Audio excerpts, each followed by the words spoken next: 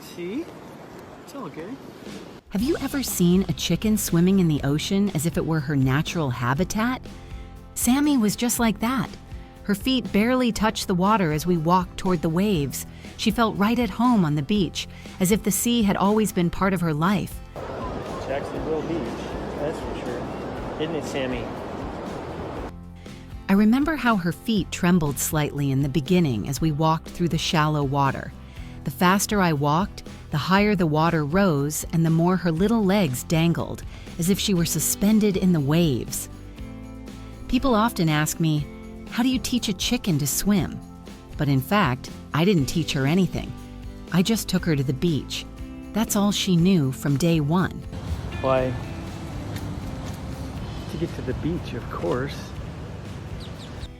The beach became a place of peace for her, just as it had for me. There, she felt like herself.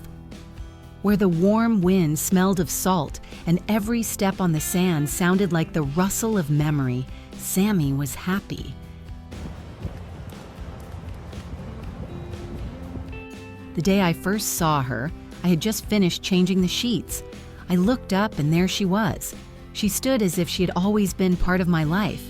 A little chicken. She just stood there looking at me. Hi there.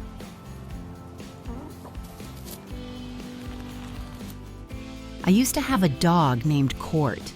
He was 17 when he died, and it seemed unfair to bring another dog into the house. I decided to do something else instead, and here is Sammi. Come here, girl. Want to show everybody how your leg is doing?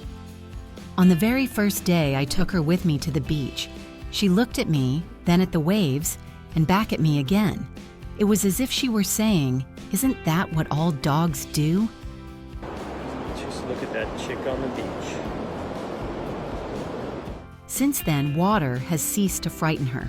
On the contrary, it has become an element in which Sammi thrives. We didn't just walk, we explored. The sea, the shore, the wind, everything was new to her, and she absorbed it all. Sometimes passers-by would stop me and ask, "Aren't you afraid someone will jump out of the water and grab her?" But I always made sure the water was calm. I watched over her, like a close friend. Hey, Sammi. Are you ready to go? Ready to go home? Then, 2019 arrived. Sammi started acting strangely. She lost her appetite and her movements became slow. We took her to the vet. The diagnosis was egg yolk peritonitis. It was a disease that slowly but surely took her away from me. She died in early July. It was devastating. I didn't just lose a chicken, I lost a piece of my heart. Time passed. Then one day, I looked up and saw a chicken at the door. Not like Sammi.